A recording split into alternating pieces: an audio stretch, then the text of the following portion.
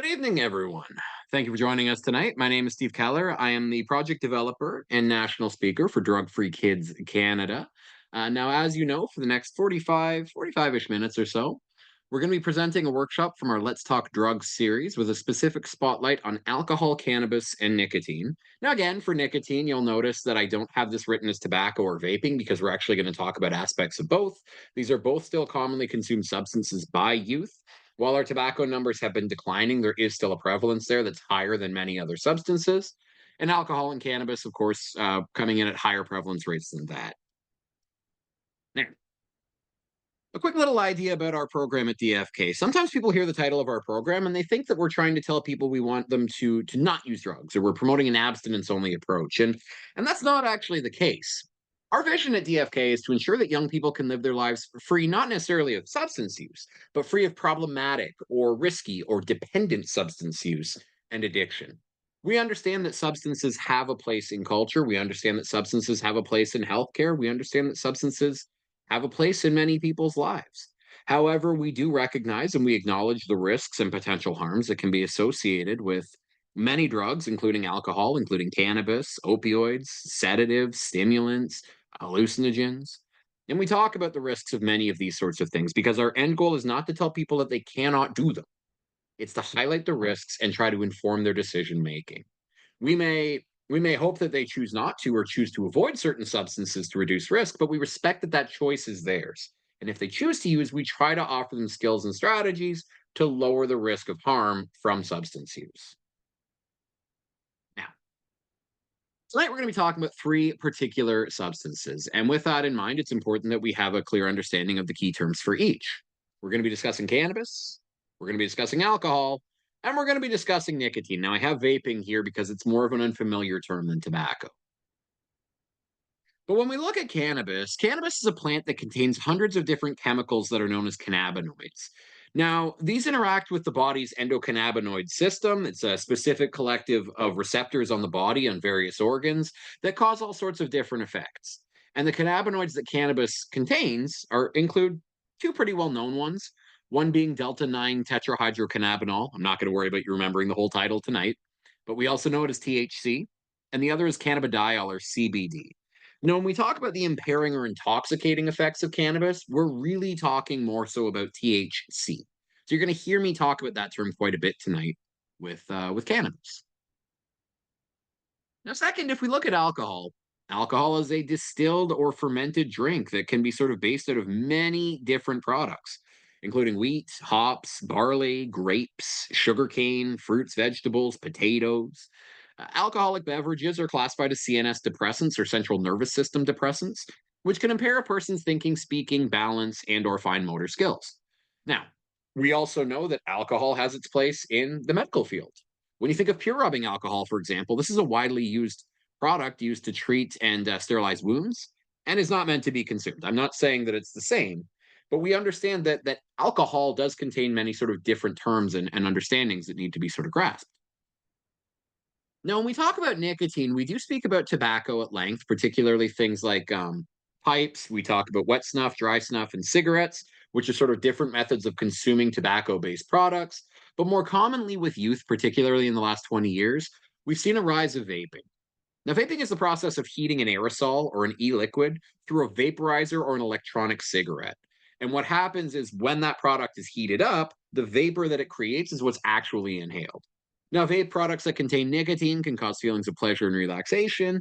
However, just like tobacco, just like any substance that contains nicotine, these products can become highly addictive and affect the brain's development and the ability to learn or retain information. Now, we're doing a presentation for parents tonight, and I'll be asked by parents, what is a good time to start a conversation about substance use with teens? We need to remember, first of all, that the age of onset use for alcohol and tobacco come in around 13 years old, and that we know that high risk drinking is reported by about 20% of teens in Canada by the time they hit age 14.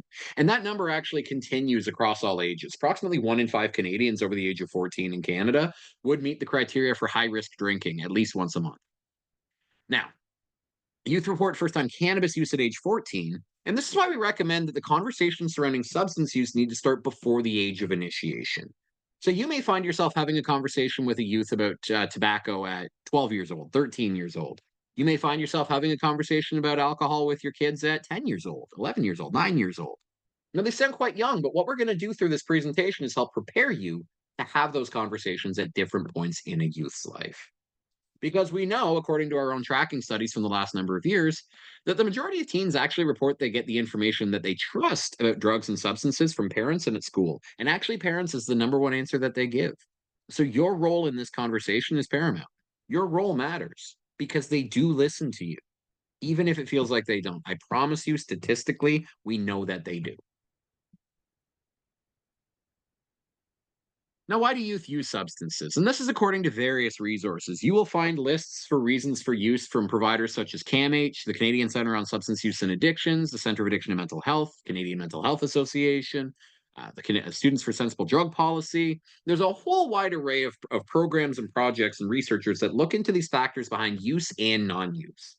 And if we look at the common factors that youth cite for the use of substances, they include curiosity, pleasure, social factors, the influence of media, the need to cope or respond to stress, as well as any perceived medical reasons or benefits.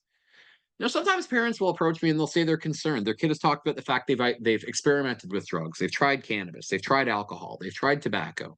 Some people may highlight this as a concern.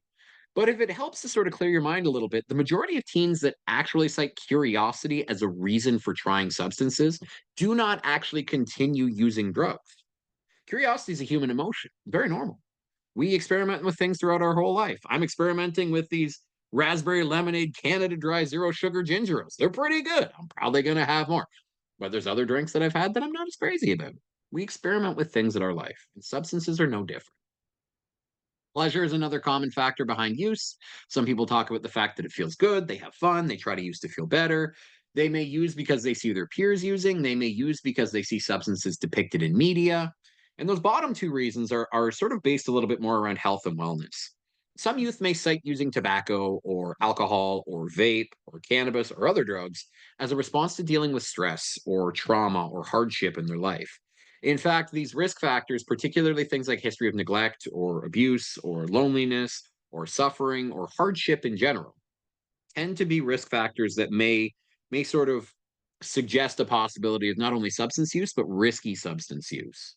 As well as any perceived medical reasons can be another factor behind youth choosing to use. This is especially the case with a product like cannabis, as some youth have maybe heard that cannabis can be used to help with sleep or help to manage pain or to respond to stress. And we'll talk a little bit more about that tonight. Now, if we understand the reasons why youth choose to use, an effective question to also consider is why they don't use.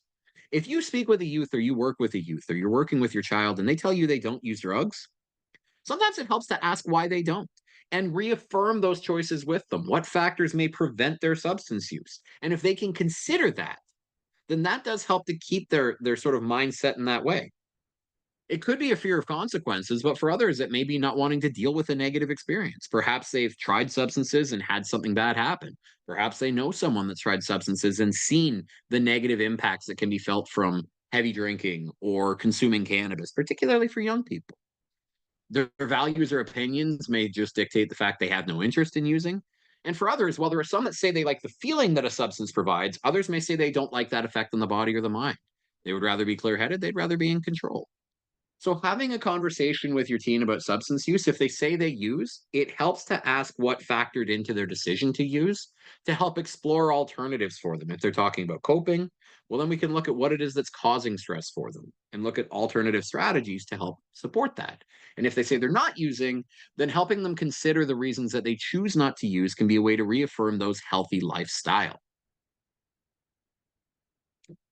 Now, throughout these presentations, one of the things I love to do is I love to have live polling. So you'll see that I have questions come up, and you can write your responses in the chat panel here if you would like. The first one I have is about cannabis use. Now, during the COVID-19 pandemic, we actually did see a change in youth substance use habits. So, in the case of cannabis, do you believe that teens and young adults that use cannabis reported using less, using more, or using the same amount during the COVID-19 pandemic? And you can type your response in the chat panel. You can go on mic and let me know. What do you think? I'll give you a few moments to think about this one. Using more, perhaps? Using less? Using more? for. Now, some surveys actually early on in the pandemic spoke to what a couple people mentioned, the fact there wasn't as much access. At the very beginning of the pandemic, we did see a decline in the first 3 months. However, as the pandemic continued, and this was reported through the Canadian Cannabis Survey, as well as reports from CAMH and CMHA, that as the pandemic continued, substance use increased, particularly with teens and young adults. We saw some change towards using less, but 40% of teens actually said that if they were using cannabis, they used more during the COVID pandemic. This was actually a higher rate than any other demographic. Now, why was that? The factors behind using less, a big one had to do with less access. I'm glad someone pointed that out. But factors behind people that said they used more included boredom, stress, anxiety, relaxation, and the lack of a regular schedule. Now, I put an asterisk next to relaxation because this was an option that young people could choose in 2020 surveying, but it wasn't actually included in surveying in the next 2 or 3 years. So we only saw it the first year. Now, whether or not that was still the case, again, it wasn't in the survey. So it would be interesting to see if it was. But, anyways, my point is if you look at this list, particularly the boredom, the stress, the anxiety, and lack of a regular schedule, really what this comes back to is the essence of coping, the idea of managing stress, the idea of responding to change in our life. And if we actually looked at other risk factors behind increased cannabis use, they included loneliness, financial concerns, worsening mental health, heavy episodic drinking or cannabis use. For teens, another thing they cited was working in a job that increased the risk of contracting COVID. Many teens that have their first job, part-time job, full-time job, whatever have you, they're working in service. They're working at restaurants. They're working in grocery stores. They're working with people. And all day long, they're being told they're seeing people come in that are stressed out about the pandemic. They're dealing with customer concerns, customer responses, seeing hundreds of people a day in a role that's new to them, in a new atmosphere, in a new workplace, learning how to work. And the whole time dealing with this very stressful possibility that they could get quite ill, as we heard in the news, as we saw people, falling ill around us, their stress levels were going up. So what were they doing to respond? Well, for many, it was turning to substance use. So again, what we like to remind parents is if youth are dealing with a situation that invites stress, that invites, um, I'll say, hardship, that invites anxiety, that invites depression, this can be a risk factor behind substance use, but it's also an opportunity for you to offer your support, for you to ask if there's something on their mind, for you to offer that opportunity to speak with them. And you can ask again. If they say they don't want to now, you can say, well, can we talk later? Bring that up. Give them that option and don't force it. These conversations, the best ones that tend to happen, they tend to be organic. So let them be just that. But keep in mind that stress can be a risk factor for substance use. Now, which of these cannabis products contain the highest concentration of THC? Now, I mentioned a few minutes ago that THC is the substance in cannabis that actually causes an impairment. And different cannabis products actually have different levels. So you have dried leaf cannabis, these are your joints, pipes, bongs, as well as your anything burning the dried leaf product. We have cannabis edibles, so your cookies, your cake pops, your brownies. Then we have e-liquids, which are cannabis vape products. Which of these do you think actually contains the most THC, the most of the impairing substance from cannabis? What do we think? No idea. When we actually asked parents in our tracking surveys about conversation topics that they would have with young people about drug use, THC potency was the least common response that they gave. And these included things like accessing medicines in the medicine cabinet, risks of taking drugs off the street, signs of alcohol poisoning, effects of opioids, effects of illegal drugs, legal versus illegal substances. THC potency was on that list, and by far it was the lowest and least most common thing that people discussed. So, this idea of uncertainty, that's okay if you're not sure. This is something many people don't know. The answer is actually e liquids, it's vape products. Vape products are the third most common method of cannabis consumption among all ages. For teens, it's actually closer to second most. Now, if you look at a cannabis plant, generally they contain up to about 30% THC. And I mention this because cannabis products in the 1980s usually had about 2% THC, maybe 1% THC. So sometimes I'll hear parents say, well, I'm not worried about my kid consuming cannabis products because I had them in the 90s. I had them in the 80s. It was no big deal. I didn't have any problems. Or grandparents saying, I had them in the 80s. I had them in the 70s. It was no big deal. Well, cannabis products were about 6 to 30 times more potent now than they were 40 years ago. So that would kind of be like saying I drank a near beer back in 1985, so my kid can drink a bottle of Fireball whiskey because they're both alcohol. The products have become more potent, and vape products can contain over 90 up to 97% THC. This is a far more potent product. And as THC consumption increases, this also brings up the risk of physical and psychological harms. With that in mind, THC is not recommended for individuals with history of psychosis, schizophrenia, or a history of these conditions, as using heavy amounts of THC increase the risk of anxiety attacks, panic attacks, hallucinations, nausea, fever, heart palpitations, vomiting, as well as substance induced psychotic episodes, particularly for people with history, especially family history or vulnerability to psychotic breaks or psychotic disorders. So, again, if you know someone that's consuming THC, especially if they have a history of mental health disorders or mental health issues, it's recommended that they avoid vape products and look for lower potency dried leaf products. Which of the following skills do you think can be affected by THC in the brain? Is it judgment, decision making, memory, mood regulation, or all of the above? What do we think here? All? All? I like the question mark. There's an uncertainty there. The answer here is indeed all of the above, right? Short term risks of cannabis include the loss of coordination, confusion, disorientation, anxiety, fear or panic attacks, impaired memory, and reduced reaction time and depth perception. Many of these things are important for things like working, completing tasks at school, engaging with friends, getting behind the wheel of a car, operating machinery. So, this is why this is generally recommended that cannabis shouldn't be used at certain times. For example, if you have to go to work, complete a task at school, or drive. It's also illegal to drive while impaired by cannabis. Now, the long term risks of cannabis to the brain include memory loss, dependency, adverse effects to decision making and problem solving, mental health risks, as well as psychological risks. And these risks are elevated for people who use cannabis prior to the age of 25. This is why you'll often hear healthcare providers recommend, when it comes to cannabis use, that individuals avoid or limit the use of products until the age of 25, because that's the point in life that the brain is considered fully or nearly fully developed. Sometimes people will mention that they believe that cannabis cannot be addictive. They will say it's a plant and therefore it can't be addictive. The first thing I usually say in response to that is it's worth noting that tobacco is a plant. And people say, well, tobacco plants are modified when they're made into products. So are cannabis plants. We also know that approximately 1 in 11 people who use cannabis in their lifetime will develop an addiction to using it. Now, the cannabis use disorder risk is actually twice as great among people who use cannabis during their teenage years. This number increases to 1 in 6. Their brain is still developing, it's still pruning and myelinating this information to figure out what it deems as most important, most beneficial. And individuals that use substances like nicotine, like cannabis, like THC, as these release heavy amounts of what's called dopamine through the brain that sort of create feelings of pleasure or motivation or elevate mood or give feelings of focus or drive, shall we say, using those during your teenage year can actually hijack the brain's sort of reward pathways to believe that they're more important than they actually are.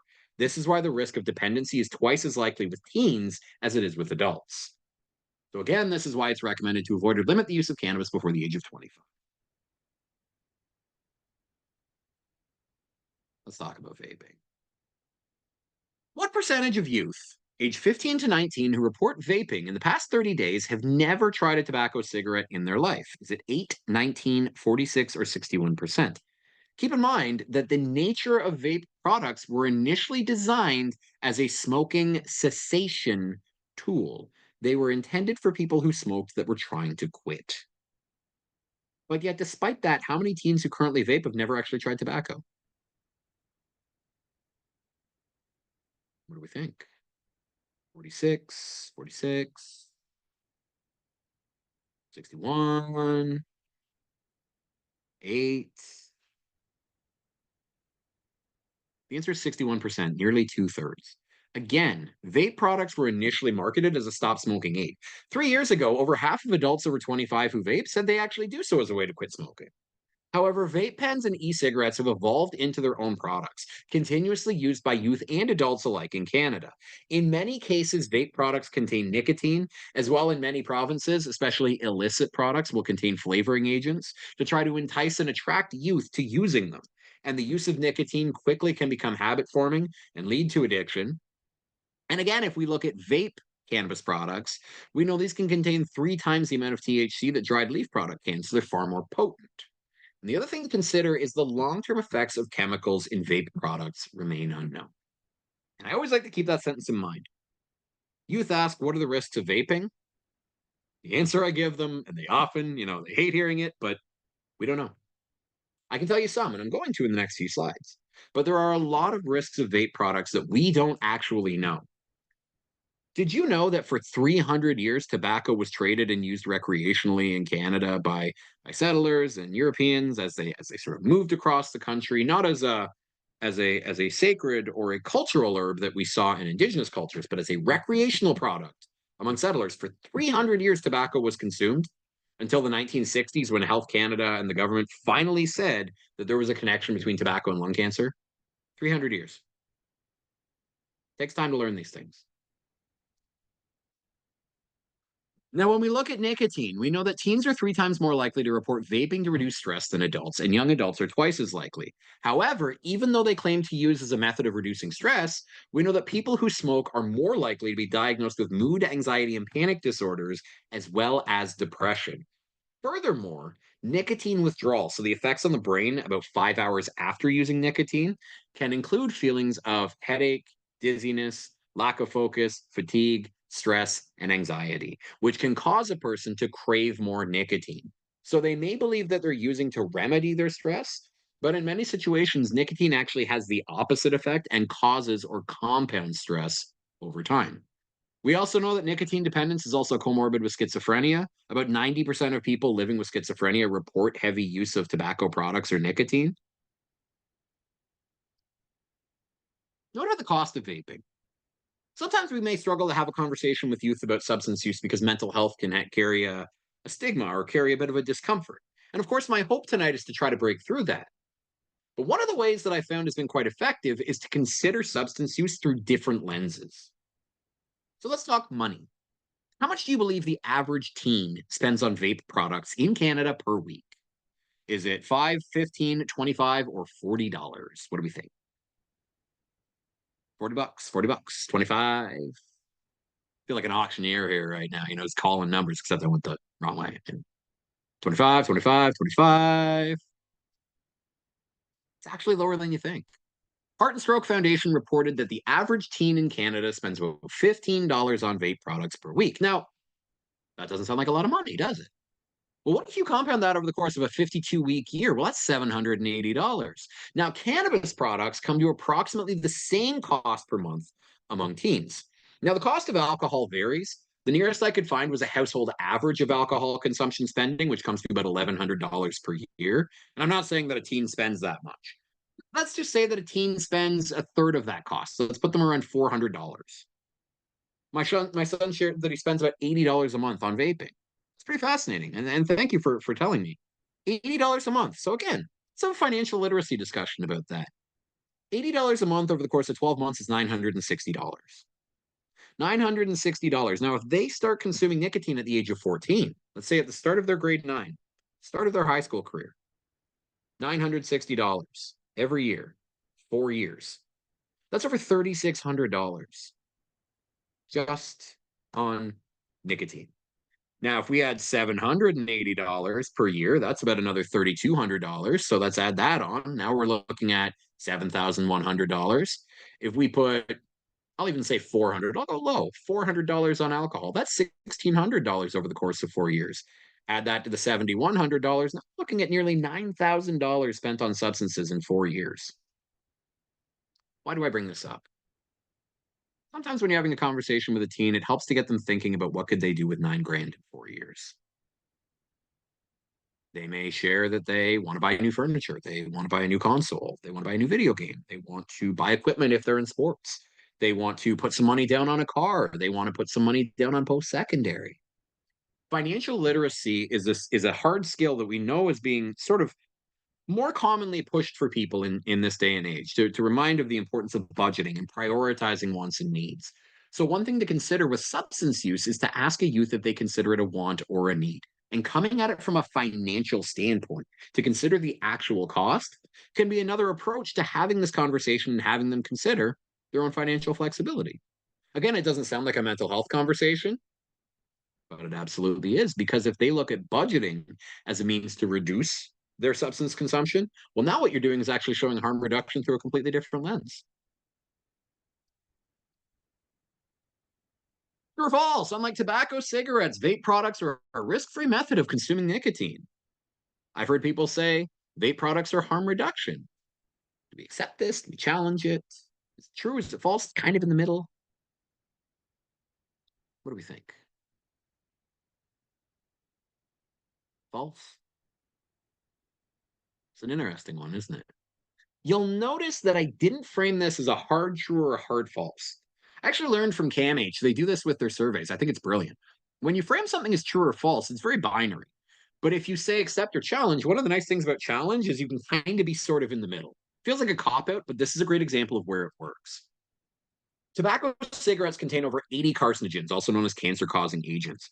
Vape products contain significantly lower amounts of some of these chemicals, including cadmium, lead, aluminum, iron that's sort of absorbed through the ground and inhaled through the lungs.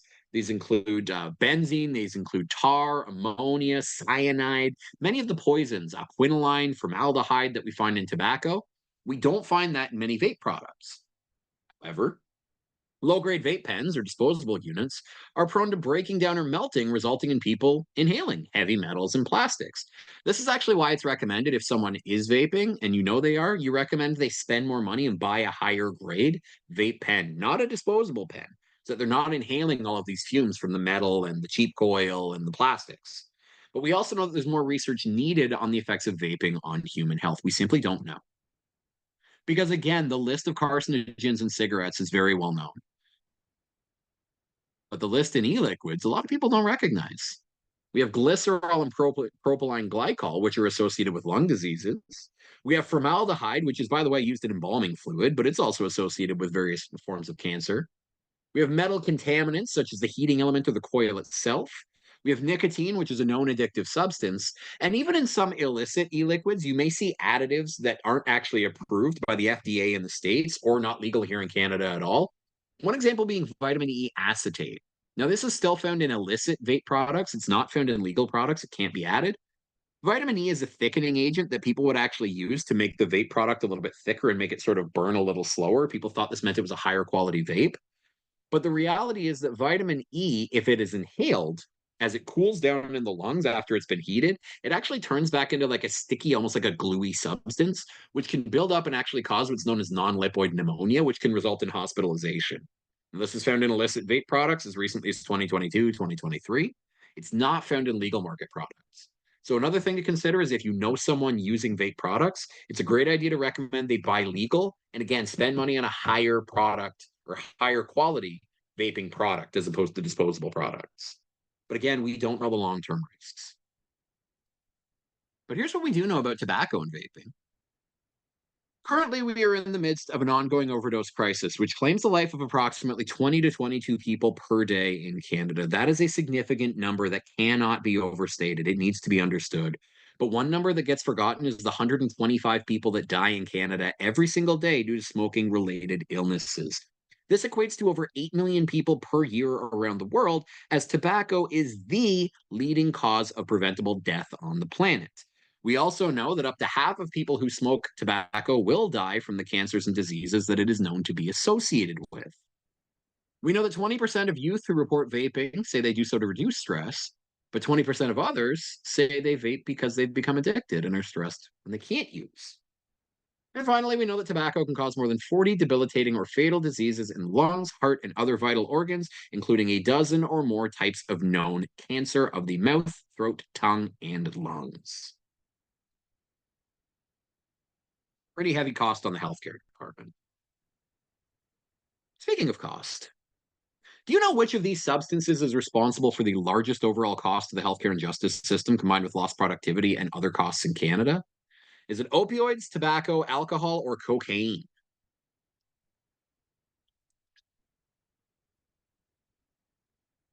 What do we got? Alcohol, alcohol, alcohol. Big letters, alcohol. Pretty certain audience here on alcohol tonight. Unfortunately, you are correct. Did you know that in 2020, substance use contributed to $49.1 billion in total costs related to harms?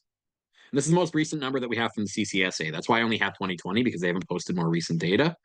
And if you think about it, 19.7 billion of that, a rate higher than any other two substances combined, was the cost of alcohol to our legal system, to our healthcare system, lost productivity, premature death, preventable death, short term disability, long term disability, insurance claims, fires, homicides, violence. The cost, number one, far and away, was alcohol. Or, to put it more simply, for every $5 that our country spends paying for the costs and harms of substance use, we spend $2 of that on alcohol. Substance use costs included 270,000 hospitalizations due to substance use, of which 117,000 were attributed to alcohol use, 116,000 attributed to tobacco use, making for approximately 66% or two-thirds of all hospitalizations were related to short and long-term harms caused by alcohol and tobacco. True or false, risk of dementia, depression, and suicidal ideation are higher among people who consume alcohol. What do we think?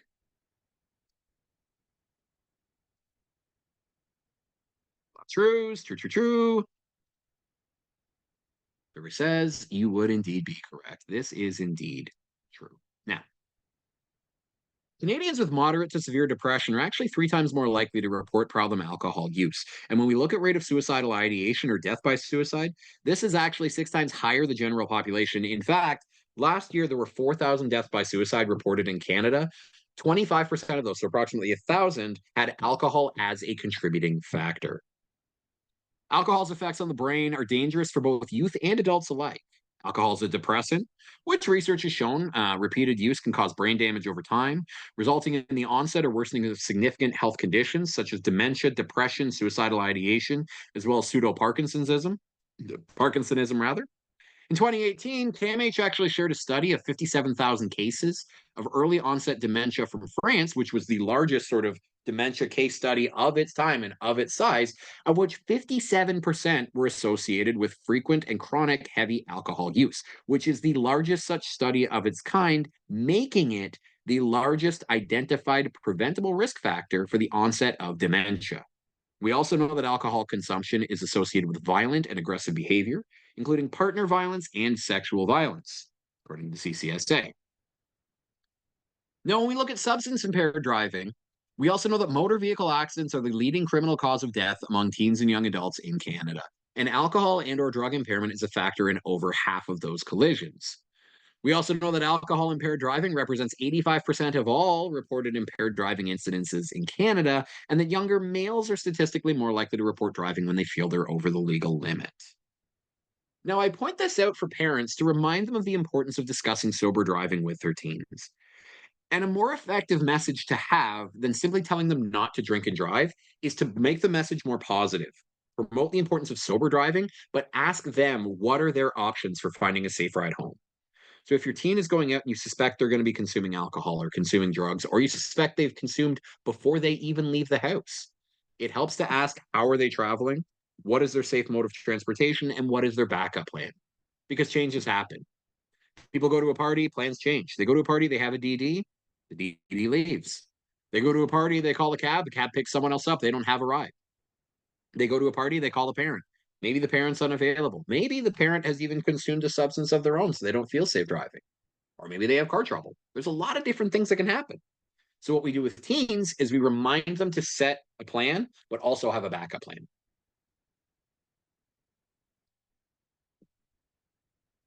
Last year, our lowest drinking guidelines were updated. You know that? Now, last year's lowest drinking guidelines recommend that Canadians limit their alcohol consumption to a maximum of 1 to 2 drinks per day or 1 to 2 drinks per week. What do we think? Week?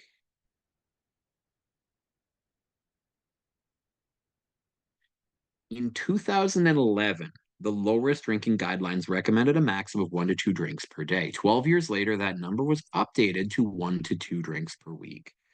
Now, this is a recommendation, regardless of gender, 1 to 2 drinks per week max. In the years that followed the previous low risk drinking guidelines, which recommended a maximum of 15 drinks a week for men, 10 drinks per week for women, many countries around the world, including France, Belgium, Ireland, and Australia criticized Canada's low risk drinking guidelines as being not strict enough. I don't know about you, but if a country that is known for wine is telling us that our drinking policies are a little bit too lax, I'd be a little bit concerned personally. But what we actually found in the years following the previous low risk drinking guidelines is that research has shown that alcohol has been found to increase the risk of developing respiratory infections, various types of cancer, including cancer of the prostate, breast, stomach. We've already known about liver cancer, but also heart disease, brain tumors, throat cancer, mouth cancer, tongue cancer. Alcohol actually damages every organ in the human body. A lot of people don't know that. The relationship between alcohol and heart disease has no low risk threshold.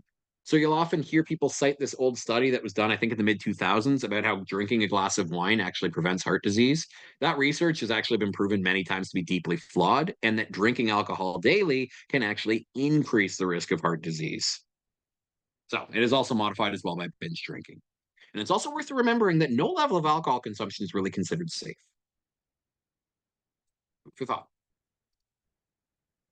And finally, we know that 1 in 5 Canadians will meet the criteria. This is not 1 in 5 who drink. This is 1 in 5 Canadians overall will meet the criteria for alcohol abuse or dependence over their lifetime. We also know that alcohol use disorder shortens life expectancy by more than 20 years in a human being, and that alcohol use itself is associated with over 200 short and long term health risks and conditions. Now, again, I said at the beginning, I'm not here to speak as an abstinence program. I am someone that drinks periodically. I'll have a gin and tonic, I'll have a craft beer. I understand that there is a risk that comes with drinking. And we have to understand that when we're having conversations with teens. We can try and we can tell them all these numbers and tell them that they should not drink. We don't want them to drink. They may still choose to. We can't always stop them from doing it. But what we can do is we can prevent the risks associated with early substance use. Let's talk about for the last 10 minutes. How do we do that? Well, first of all, how can we tell a youth is using? Well, it's important not to jump to the conclusion that just because your child's behavior has changed, that this is because of substance use. Sometimes when I do presentations, I'll identify signs of problematic use or signs of addiction. And we'll talk about things like increased isolation, slipping grades in school, changing friends, increased confrontational behavior, guilt or discomfort that they may feel when talking about substances or needing to use a substance to feel a certain way. But even if we see some of those signs that I mentioned before, isolation, slipping grades, changes in social groups, this doesn't just mean that your child's using drugs. It's important to remember that adolescence is a period of change. They're seeing a lot of new stresses. The stresses around drug use are part of that. But so is change to high school, change to college, university, first time employment, moving away, more responsibilities around the house, first relationships, puberty, physical changes, psychological changes. All of these things can generate stress. It is normal for a teen to be stressed. It is normal for a teen to feel depressed at times. It is normal for them to feel moody, just like it's normal for us too as adults. We don't need these to be an opportunity to say, I think you're using drugs. We want them to be an opportunity just to have an honest discussion about what's going on in their life. Because your goal is to educate them, sure. But more importantly, your goal is to support them. Your goal is to care. So when we're talking with youth about substance use, instead of just coming right out and saying, we want to talk about drugs, we want to understand as much about substances as we can. That's why you're sitting in on this presentation tonight. You want to set goals in your conversation that are realistic. If your goal is to make sure that a child never uses drugs in their life, good luck. That would mean you'd have to hold their hand for the rest of their life and constantly make them say no. They have to make their own choices. If your goal is to increase their knowledge so that they know that they can call you in a situation, that they know what the risks are of these substances, and if they're using, they avoid mixing them, that if they're using, they have a designated driver. And even if they're not using, they still have a designated driver. They still know what their safety plans are. Those are more pragmatic goals. Keep an open mind. Engage with your youth. Of course, I say this as I'm pseudo lecturing tonight, but you want to engage, you want to ask questions, find a comfortable setting to speak, and identify whereabouts on the continuum of use they are. And I'll show you that before we wrap up tonight. You want to consider active listening, so considering the timing of when to have a conversation.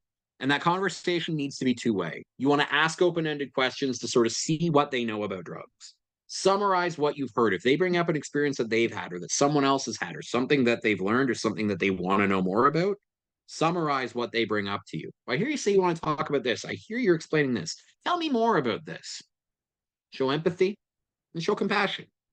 Be sincere. You're there because you care. All of those feelings that we see towards substance use, the disapproval, the disappointment that we're going to talk about in a moment, they come from the fact you're concerned. That concern is okay.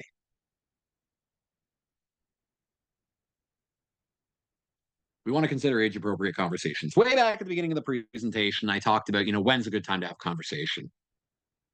Are you going to talk about the various types of alcohol and the opioid analogs with an 18-month-old? Well, no. But we know that toddlers can be demanding. We know that they can be energetic. We know they can be determined. So if someone's using substances in your house, the conversation around toddlers is keeping drugs out of reach of children. With cannabis, that's keeping edibles, the cookies, the cake pops, the chips, the sweets, the chicken pot pie. I've seen that made with cannabis. Keep it out of reach of children, especially small ones. Them consuming, they're more likely to experience adverse effects of cannabis poisoning, the fever, the nausea, the vomiting, the hallucinations. They can't really explain those problems. They're more likely to need a trip to the hospital. Kids get a little older, preschool, 3 to 5 years old. You may be having an age appropriate conversation with a kid about drugs when they're 5 years old, and you might not stop to think about it. COVID's been around the last 4 years, right? Think about when you got sick. Think about the last time you got sick and you took cough medicine, right?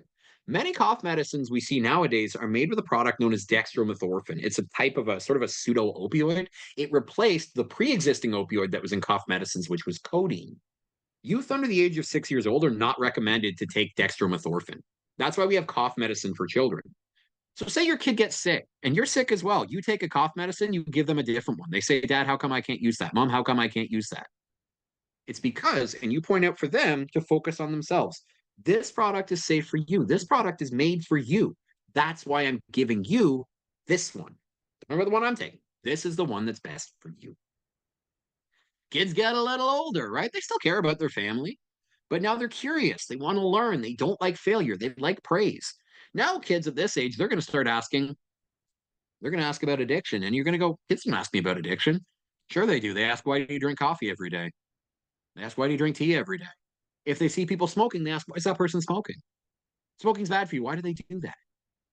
Well, at this age, they want to learn. You're having substance conversations at those points, even in the most casual settings. These conversations get a little heavier in middle school, in high school, in college and university. At this point, they're independent, sure, but they're still vulnerable. Now they're seeing their friends experimenting. Now they're seeing their friends starting to use. And you may say, well, they don't want to come and talk to me. If you've been building that rapport, if you've been slowly building up those conversations, the simple ones, the cough medicine, the multivitamin conversation, the coffee chat, the tobacco chat, when these more heavy substances come along, you've established trust that now they can have that conversation with you. You build up to it slowly, you build up to it gradually, and it doesn't need to feel scary because you've been doing it their whole life. Finally, before I get on to my my wrap up slide, I want you to consider the language that you use. When we speak with youth, the language that we use makes all the difference in determining how they react to a conversation. We want to avoid using negative language or language that makes it seem like we're giving them commands. So instead of saying but, we say and. Kid brings up a point. I passed my test today. Or they mention maybe they're smoking and they say, hey, I tried to quit or I'm cutting down on my smoking. Well, that's great, but you never should have started. That word but, you've just shut down everything they said. If they tell you they're cutting down on their smoking or they've cut back on their vaping, well, that's great. And how can I help you? Build on it. And how are you feeling? Invite more conversation. Instead of telling them what they should do, as we know, good luck, tell them what you'd like them to do. You have an intention behind it. I'd like you to do this. Now it's because you care. I'd like you to call me if you need a ride. I'd like you to plan your sober ride because I care. Not you should do it, but I'd like you to do it. You care for them, and that helps remind them that they need to care for themselves. The words to avoid when discussing substance use are bad or stupid.